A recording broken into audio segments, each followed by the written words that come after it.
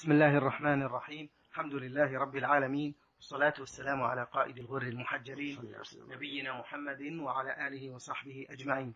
أيها الإخوة والأخوات، السلام عليكم ورحمة الله وبركاته، وأهلا ومرحبا بحضراتكم إلى لقاء مبارك في برنامج نور على الدرب. ضيف اللقاء هو فضيلة الشيخ محمد بن صالح بن عثيمين، الأستاذ في كلية الشريعة وأصول الدين في القصيم، وخطيب وإمام الجامع الكبير في مدينة عنيزة. أهلا ومرحبا بالشيخ معنا في هذا اللقاء. مرحبا بكم وأهلا.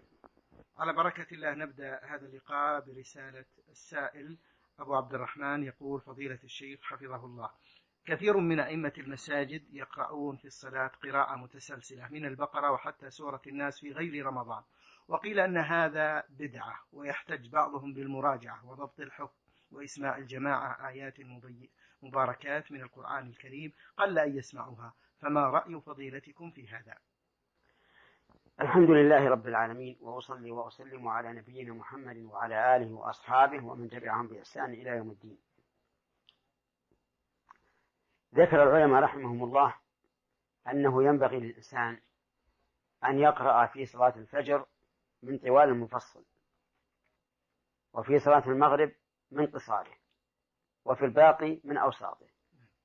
والمفصل أوله سورة قاف وآخره آخر القرآن، وطواله من قاف إلى عم، وقصاره من الضحى إلى آخر القرآن، وأوساطه من عم إلى الضحى.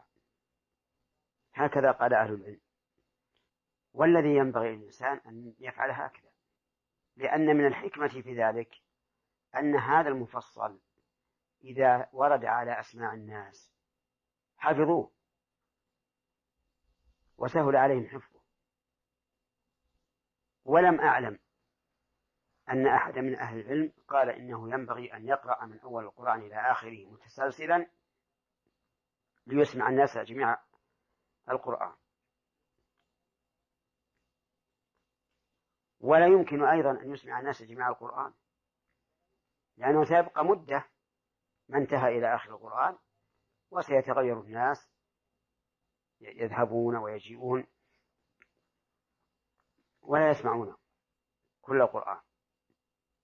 وإذا لم يكن هذا من السنة، والعلماء ذكروا أن السنة القراءة بالمفصل، فالأولى للإنسان أن يتبع ما كان عليه العلماء.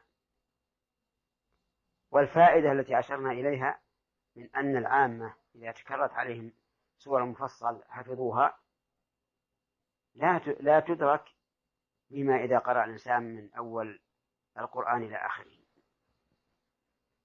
فالأولى العدول عن هذا، وأن يقرأ كما يقرأ الناس.